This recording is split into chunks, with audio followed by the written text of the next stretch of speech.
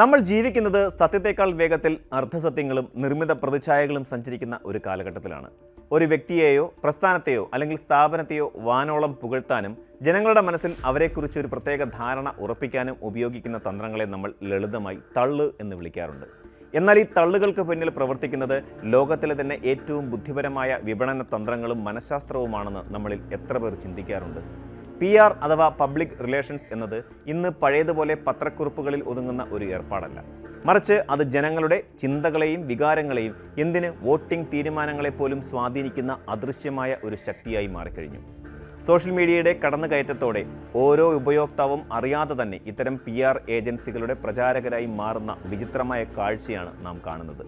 യാഥാർത്ഥ്യത്തെക്കാൾ വലിയ സത്യമായി നിർമ്മിത ബുദ്ധിയുടെയും സോഷ്യൽ മീഡിയ അൽഗോരിതങ്ങളുടെയും സഹായത്തോടെ കാഴ്ചകൾ നമ്മെ ഭരിക്കുന്ന കാലം. പണ്ട് ചായക്കടകളിലെ ബെഞ്ചിലിരുന്ന് ഗൗരവകരമായി ചർച്ച ചെയ്തിരുന്ന രാഷ്ട്രീയം ഇന്ന് നമ്മുടെ വിരൽത്തുമ്പിലെ സ്ക്രീനുകളിലേക്ക് ചുരുങ്ങിയിരിക്കുന്നു. അവിടെ ഒരു വ്യക്തിയെയോ പ്രസ്ഥാനത്തെയോ ഉയർത്തിക്കാട്ടാനും ജനങ്ങളെ അതിൽ എപ്പോഴും എൻഗേജ് ചെയ്യിപ്പിച്ച് നിർത്താനും അതിവിദഗ്ധമായി തയ്യാറാക്കിയ PR തന്ത്രങ്ങൾക്ക് കഴിയുന്നു.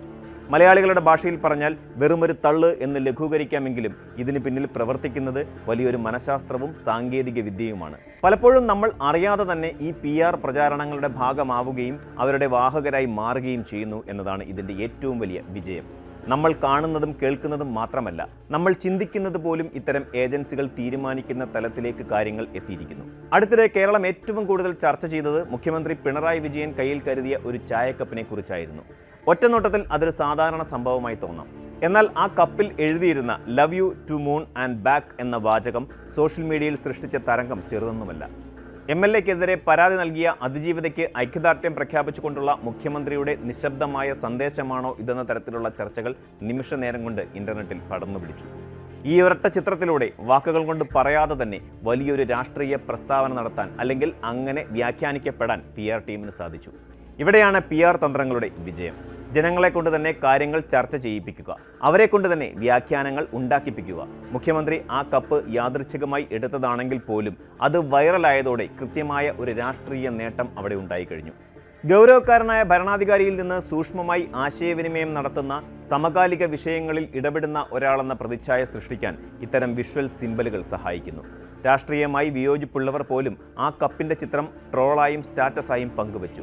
ഫലത്തിൽ അറിഞ്ഞോ അറിയാതെയോ കേരളം മുഴുവൻ ആ PR ക്യാമ്പയിനിൻ്റെ ഭാഗമായി മാറുകയായിരുന്നു. ₹1 പോലും ചെലവില്ലാതെ ജനങ്ങളുടെ സമയവും ഡേറ്റയും ഉപയോഗിച്ച് സൃഷ്ടിച്ചെടുക്കുന്ന ഇത്തരം തരംഗങ്ങളാണ് ആധുനിക PRൻ്റെ മാസ്റ്റർ പീസ്. ഭരണപക്ഷത്ത് ഇത്തരം സൂക്ഷ്മമായ തന്ത്രങ്ങൾ പയറ്റുമ്പോൾ പ്രതിപക്ഷത്താകട്ടെ സിനിമകളെ വെല്ലുന്ന ദൃശ്യവിരുന്നുകളാണ് നാം കാണുന്നത്. പ്രതിപക്ഷ നേതാവിൻ്റെ സമീപകാല വീഡിയോകൾ ശ്രദ്ധിച്ചാൽ ഒരു രാഷ്ട്രീയ നേതാവിനെ സിനിമാ താരത്തിന് തുല്യമായ പരിവേഷത്തിലേക്ക് മാറ്റുന്ന പ്രക്രിയ വ്യക്തമായി കാണാം. പണ്ട് വാർത്താ സമ്മേളനങ്ങളിൽ മാത്രം കണ്ടിരുന്ന മുഖം ഇന്ന് മാറുകയാണ്. എവിടെയെങ്കിലും വാഹനത്തിൽ നിന്ന് ഇറങ്ങുമ്പോഴോ റെയിൽവേ സ്റ്റേഷനിലൂടെ നടക്കുമ്പോഴോ ജനക്കൂട്ടത്തിനിടയിലൂടെ നടന്നു നീങ്ങുമ്പോഴോ ഒക്കെ പാശ്ചാത്തല സംഗീതത്തിൻ്റെ അകമ്പടിയോടെ സ്ലോ മോഷൻ ദൃശ്യങ്ങൾ പ്രത്യക്ഷപ്പെടുന്നു. ട്രെയിനിൽ സാധാരണക്കാരോടൊപ്പം ഇരുന്ന് ഭക്ഷണപ്പൊതി പങ്കുവെക്കുന്നതും വ്യത്യസ്തമായ വേഷവിധാനങ്ങൾ ധരിക്കുന്നതും കാണുമ്പോൾ ജനങ്ങൾക്ക് അത് സ്വാഭാവികമായി തോന്നാമെങ്കിലും ഇതിനു പിന്നിൽ കൃത്യമായ തിരക്കഥയും സംവിധാനവുമുണ്ട്. കാൻഡിഡ് എന്ന് നമ്മൾ വിളിക്കുന്ന ക്യാമറയുള്ളത് അറിയാതെ എടുത്തതെന്ന് തോന്നിപ്പിക്കുന്ന ഇത്തരം ഷോട്ടുകൾ യഥാർത്ഥത്തിൽ കൃത്യമായ പ്ലാനിങ്ങിൻ്റെ ഭാഗമാണ്. വോട്ടർമാർക്ക് നേതാവിനോട് ഒരു വൈകാരിക അടുപ്പം ഉണ്ടാക്കിയെടുക്കുക എന്നതാണ് ഇതിൻ്റെ പ്രാഥമിക ലക്ഷ്യം.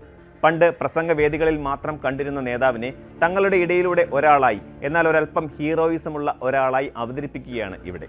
തെരഞ്ഞെടുപ്പ് അടുക്കുമ്പോൾ ഇത്തരം വീഡിയോകൾ PR വർക്കിൻ്റെ ഭാഗമാണെന്ന് ആർക്കെങ്കിലും സംശയം തോന്നിയാൽ പോലും അതിൻ്റെ ദൃശ്യഭംഗിയിലും അവതരണ മികവിലും ആകൃഷ്ടരായി ആളുകൾ അത് ഷെയർ ചെയ്യുന്നു. അങ്ങനെ PR എന്നത് വെറും പരസ്യമല്ല, മറിച്ച് ആസ്വാദ്യകരമായ ഉള്ളടക്കമായി മാറുകയാണ്. ഇത്തരം ഇമേജ് മേക്ക് ഓവറുകളൊന്നും യാദൃശ്ചികമായി സംഭവിക്കുന്നതല്ല. സിനിമയിലെ നായകന് ലഭിക്കുന്ന അതേ പരിവേഷം രാഷ്ട്രീയ നേതാവിന് നൽകാൻ സദാസമയവും കൂടെ ഒരു ക്യാമറ കണ്ണും എഡിറ്റിംഗ് ടേബിളും സജീവമാണ്. ഒരു സിനിമാ നടനെ ആരാധിക്കുന്നത് പോലെ രാഷ്ട്രീയ നേതാവിനെയും ആരാധനാപാത്രമാക്കി മാറ്റുന്ന സെലിബ്രിറ്റി പൊളിറ്റിക്സ് ആണിത്. തെരഞ്ഞെടുപ്പ് അടുക്കുമ്പോൾ ഇത്തരം വീഡിയോകളുടെ എണ്ണം കൂടുകയും അവയുടെ നിലവാരം ഉയരുകയും ചെയ്യുന്നത് നാം കാണുന്നു. ഇവയൊക്കെ സ്വാഭാവികമാണെന്നും PR വർക്കല്ലെന്നും വിശ്വസിക്കാൻ മാത്രം നിഷ്കളങ്കരല്ല ഇന്നത്തെ ജനങ്ങളെങ്കിലും ആ ദൃശ്യഭംഗിയിൽ മയങ്ങിപ്പോകുന്നു എന്നതാണ് സത്യം. രാഷ്ട്രീയത്തിൽ മാത്രമല്ല, മാധ്യമ ലോകത്തും PR അതിൻ്റെ വന്യമായ രൂപത്തിൽ പ്രവർത്തിക്കുന്നുണ്ട്. പുതിയൊരു വാർത്താ ചാനൽ തുടങ്ങാൻ പോകുമ്പോൾ അവിടെ നടക്കുന്ന PR പ്രവർത്തനങ്ങൾ ശ്രദ്ധേയമാണ്. ചാനലിൻ്റെ ഉള്ളടക്കത്തേക്കാൾ ഉപരി അതിനെ നയിക്കുന്ന വ്യക്തിയെ ചുറ്റിപ്പറ്റിയുള്ള കഥകളാണ് ആദ്യം വിപണിയിലിറക്കുന്നത്. പ്രമുഖരായ മാധ്യമ പ്രവർത്തകർ പഴയ താവളം വിട്ട് പുതിയ സ്ഥലത്തേക്ക് ചേക്കേറുന്നത് ഈ ഫുട്ബോൾ ക്ലബ്ബ് മാറ്റം പോലെ വലിയ വാർത്താ പ്രാധാന്യത്തോടെ അവതരിപ്പിക്കപ്പെടുന്നു. ഓൺലൈൻ മാധ്യമങ്ങളിൽ വരുന്ന ഇത്തരം വാർത്തകൾ പലപ്പോഴും പെയ്ഡ് പ്രൊമോഷൻ്റെ ഭാഗമാണ്. സോഷ്യൽ മീഡിയയിൽ നടക്കുന്ന ഇത്തരം പൊക്കിയടിക്കലുകൾ കൃത്യമായ PR സ്ട്രാറ്റജിയുടെ ഭാഗമാണ്. ഇതാ വരുന്നു മാധ്യമ ചരിത്രം തിരുത്താൻ എന്നൊക്കെയുള്ള അവകാശവാദങ്ങൾ പ്രേക്ഷകരിൽ വലിയ ആകാംക്ഷ സൃഷ്ടിക്കുന്നു. ചാനൽ സംപ്രേഷണം തുടങ്ങുന്നതിന് മുമ്പ് തന്നെ അത് ചർച്ചാ വിഷയമാക്കി മാറ്റാൻ ഈ തന്ത്രങ്ങൾക്ക് കഴിയുന്നു. ഇവിടെ മാധ്യമ പ്രവർത്തകർ തന്നെ ബ്രാൻഡുകളായി മാറുകയും വാർത്തയേക്കാൾ പ്രാധാന്യം വാർത്തയെ അവതരിപ്പിക്കുന്ന ആളിന് ലഭിക്കുകയും ചെയ്യുന്നു. ഈ വ്യക്തിപൂജയും PR-ന്റെ സൃഷ്ടിയാണ്. ജനങ്ങളുടെ മനസ്സിൽ ഇതൊരു വലിയ സംഭവമാണ് എന്ന തോന്നൽ ജനിപ്പിക്കാൻ കഴിഞ്ഞാൽ ആദ്യഘട്ട വിജയം PR ഏജൻസികൾ ഉറപ്പിക്കുന്നു. ഡിജിറ്റൽ മാധ്യമങ്ങളിൽ വരുന്ന വാർത്താ പ്രാധാന്യമുള്ള അഭിമുഖങ്ങളും ഫീച്ചറുകളും പലപ്പോഴും പെയ്ഡ് പ്രൊമോഷൻ്റെ ഭാഗമാകാം. ചാനലിനേക്കാൾ പ്രാധാന്യം വാർത്ത അവതരിപ്പിക്കുന്ന ആളിന് ലഭിക്കുന്ന ഈ സെലിബ്രിറ്റി ജേർണലിസം PR ഏജൻസികളുടെ സൃഷ്ടിയാണ്. പ്രേക്ഷകരുടെ ആകാംക്ഷയെ തൊട്ടുണർത്തി വിപണിയിൽ തങ്ങളുടെ ഇടമുറപ്പിക്കാൻ ഈ ഹൈപ്പ് നിർമ്മാതാക്കൾക്ക് കഴിയുന്നു. PR എന്നത് ചിത്രങ്ങളിലും വീഡിയോകളിലും മാത്രം ഒതുങ്ങുന്നില്ല. അത് വാക്കുകളിലും മുദ്രാവാക്യങ്ങളിലും ഒളിഞ്ഞിരിപ്പുണ്ട്. മാറാത്തത് ഇനി മാറും, എല്ലാം ശരിയാകും, ഉറപ്പാണ് തുടങ്ങിയ രാഷ്ട്രീയ മുദ്രാവാക്യങ്ങൾ വെറും വാക്കുകളല്ല. അവ കൃത്യമായ മനഃശാസ്ത്ര പഠനങ്ങളുടെ അടിസ്ഥാനത്തിൽ രൂപപ്പെടുത്തിയെടുക്കുന്ന ക്യാച്ച് ഫ്രേസുകളാണ്. സങ്കീർണമായ രാഷ്ട്രീയ സാഹചര്യങ്ങളെ ലളിതമായ പ്രതീക്ഷ നൽകുന്ന 1-2 വാക്കുകളിലേക്ക് ചുരുക്കിയാണ് ഇവിടെ ചെയ്യുന്നത്. ഏറ്റവും കൂടുതൽ ചർച്ച ചെയ്യിപ്പിക്കാനും എളുപ്പത്തിൽ ഓർമ്മയിൽ നിൽക്കാനും നാവിൻ തുമ്പിൽ എപ്പോഴും വരാനും സാധിക്കുന്ന ഇത്തരം വാചകങ്ങൾ ബോധപൂർവം തിരഞ്ഞെടുക്കുന്നതാണ്. ഒരു ഉൽപ്പന്നം വിറ്റഴിക്കാൻ പരസ്യവാചകത്തിൽ ഉപയോഗിക്കുന്നത് പോലെ തന്നെയാണ് ഇത്. വോട്ടർമാരുടെ ഉപബോധ മനസ്സിൽ ഈ വാക്കുകൾ തറഞ്ഞു കയറുകയും പോളിംഗ് ബൂത്തിൽ നിൽക്കുമ്പോൾ പോലും അറിയാതെ ഈ വാചകങ്ങൾ സ്വാധീനിക്കുകയും ചെയ്യുന്നു.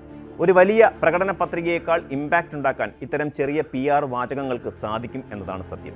തെരഞ്ഞെടുപ്പ് അടുക്കുമ്പോൾ രാഷ്ട്രീയക്കാരുടെ സോഫ്റ്റ് സൈഡ് പുറത്തെടുക്കുന്നത് മറ്റൊരു ക്ലാസിക് PR ആണ്. മുൻ പ്രതിപക്ഷ നേതാവിൻ്റെയും അദ്ദേഹത്തിൻ്റെ നായയുടെയും കഥ ഇതിനൊരു മികച്ച ഉദാഹരണമാണ്. വർഷങ്ങളായി കക്ഷി രാഷ്ട്രീയത്തിൻ്റെ തീച്ചൂളയിൽ നിൽക്കുന്ന ഗൗരവക്കാരനായ നേതാവിനെ മൃഗസ്നേഹിയായ വാത്സല്യമുള്ള ഒരു മനുഷ്യനായി അവതരിപ്പിക്കാൻ ആ ഒരൊറ്റ കഥയ്ക്ക് കഴിഞ്ഞു. മൃഗങ്ങളോടുള്ള സ്നേഹം എന്നത് മനുഷ്യരിൽ പെട്ടെന്ന് സഹതാപവും സ്നേഹവും ഉണ്ടാക്കുന്ന ഒന്നാണ്. അതുപോലെ തന്നെയാണ് അബദ്ധങ്ങളും ട്രോളുകളും കൈകാര്യം ചെയ്യുന്ന രീതി. പണ്ട് നേതാക്കൾക്ക് പറ്റുന്ന അബദ്ധങ്ങൾ വലിയ രാഷ്ട്രീയ തിരിച്ചടികളായിരുന്നുവെങ്കിൽ ഇന്ന് അതൊരു PR അവസരമാണ്. തനിക്കെതിരെ വരുന്ന ട്രോളുകൾ ആസ്വദിക്കുകയും അത് ഷെയർ ചെയ്യുകയും എനിക്കും അബദ്ധം പറ്റാം, ഞാനും മനുഷ്യനല്ലേ എന്ന് സമ്മതിക്കുകയും ചെയ്യുമ്പോൾ ജനങ്ങൾക്ക് ആ നേതാവിനോട് ഒരു പ്രത്യേക അടുപ്പം തോന്നുന്നു.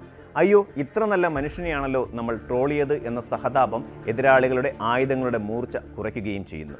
സ്വന്തം പോരായ്മകളെ പോലും മാർക്കറ്റിംഗ് തന്ത്രമാക്കി മാറ്റുന്ന ഈ രീതിയെ സെൽഫ് ഡീപ്രീക്കേറ്റിംഗ് ഹ്യൂമർ എന്നാണ് വിശേഷിപ്പിക്കുന്നത്. ഇത് ഏറ്റവും ഫലപ്രദമായ ഒരു പ്രതിരോധ തന്ത്രമാണ്. വിവാദങ്ങളും ആരോപണങ്ങളും കേസുകളും അറസ്റ്റുമൊക്കെ ഒരു പൊതുപ്രവർത്തകൻ്റെയോ സിനിമാ താരത്തിൻ്റെയോ കരിയറിൽ കരുനിഴൽ വീഴ്ത്തുമ്പോൾ അതിനെ പ്രതിരോധിക്കാൻ ആധുനിക PR ഏജൻസികൾ പയറ്റുന്ന ഏറ്റവും മൂർച്ചയേറിയ ആയുധമാണ് വിക്ടിം കാർഡ് അഥവാ ഇരവാദം. തനിക്കെതിരെ ഉയർന്ന ആരോപണങ്ങളെ വസ്തുതകൾ കൊണ്ട് നേരിടുന്നതിന് പകരം താനൊരു വലിയ ഗൂഢാലോചനയുടെ ഇരയാണെന്നും തന്നെ തകർക്കാൻ ചില ശക്തികൾ പിന്നിൽ പ്രവർത്തിക്കുന്നുണ്ടെന്നും വരുത്തി തീർക്കുന്ന രീതിയാണ് ഇത്.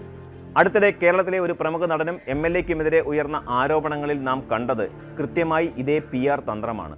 നിയമപരമായ നടപടികളെക്കാൾ ഉപരിയായി ജനമനസ്സുകളിൽ താൻ നിരപരാധിയാണെന്ന ബോധം സൃഷ്ടിച്ചെടുക്കാൻ ഇത്തരം വൈകാരിക തന്ത്രങ്ങൾ കൊണ്ട് അവർ ശ്രമിക്കുന്നു. ആരോപണം ഉന്നയിക്കപ്പെടുന്ന നിമിഷം മുതൽ ഒരു നേതാവോ താരമോ തൻ്റെ ഇരപരിവേഷം അണിഞ്ഞൊരുങ്ങുന്നു.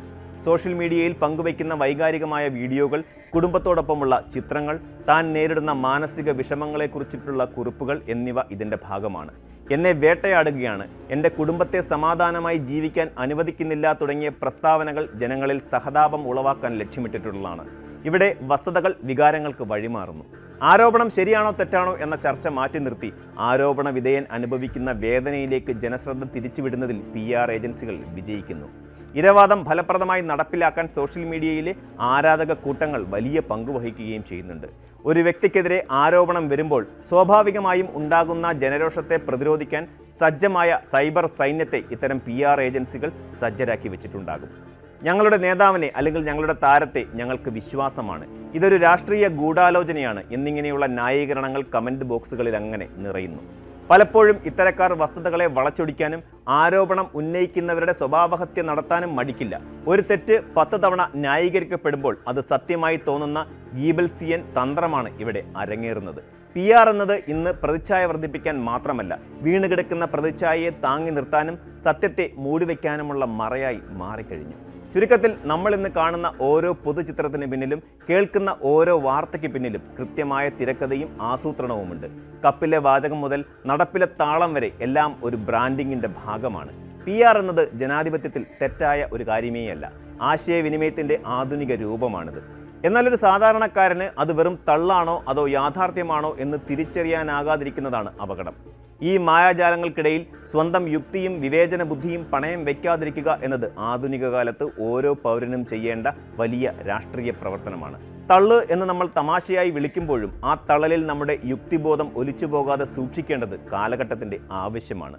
PR തന്ത്രങ്ങളെക്കുറിച്ചുള്ള ചർച്ചകൾക്കിടയിൽ ഏറ്റവും രസകരവും എന്നാൽ ഗൗരവകരമായ മറ്റൊരു പ്രവണത കൂടി സോഷ്യൽ മീഡിയയിൽ വളർന്നു വരുന്നുണ്ട്. ഏതെങ്കിലും ഒരു വിഷയത്തെയോ വ്യക്തിയെയോ അനുകൂലിച്ചുകൊണ്ട് ഒരു കണ്ടന്റ് ക്രിയേറ്റർ വീഡിയോ ചെയ്യുകയോ കുറിപ്പെഴുതുകയോ ചെയ്താൽ നിമിഷങ്ങൾക്കകം കമൻറ്റ് ബോക്സിൽ പ്രത്യക്ഷപ്പെടുന്ന സ്ഥിരം ചോദ്യമാണ് എത്ര കിട്ടി എന്നത്. പ്രത്യക്ഷത്തിൽ ഇതൊരു ലളിതമായ ചോദ്യമാണെന്ന് തോന്നാം. എന്നാൽ ആധുനിക ഡിജിറ്റൽ കാലഘട്ടത്തിലെ പ്രേക്ഷകരുടെ മാനസികാവസ്ഥയെയും മുൻവിധികളെയും ഇത് കൃത്യമായി അടയാളപ്പെടുത്തുന്നുണ്ട്. ഈ ചോദ്യത്തിന് പിന്നിൽ പ്രവർത്തിക്കുന്നത് അവിശ്വാസത്തിൽ അധിഷ്ഠിതമായ ഒരു മനഃശാസ്ത്രമാണ്. PR ഏജൻസികൾ സോഷ്യൽ മീഡിയയെ ഹൈജാക്ക് ചെയ്തതിൻ്റെ സ്വാഭാവികമായ പാർശ്വഫലമാണിത്.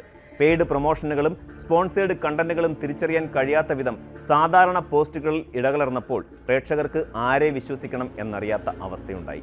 അതുകൊണ്ട് തങ്ങളുടെ ചിന്താഗതിക്ക് വിരുദ്ധമായോ അല്ലെങ്കിൽ അമിതമായോ ആരെങ്കിലും പുകഴ്ത്തുന്ന കണ്ടന്റുകൾ കാണുമ്പോൾ ഇതൊരു പെയ്ഡ് വർക്കാണ് എന്നവർ സ്വയം വിധിയെഴുതുന്നു. ഫലത്തിൽ PR അല്ലാത്ത ഒന്നിനും നിലനിൽപ്പില്ലാത്ത ലോകമായി സോഷ്യൽ മീഡിയ മാറുകയാണ്. കൂടുതൽ വാർത്തകൾക്ക് News 18 Keralam YouTube channel subscribe ചെയ്യുക.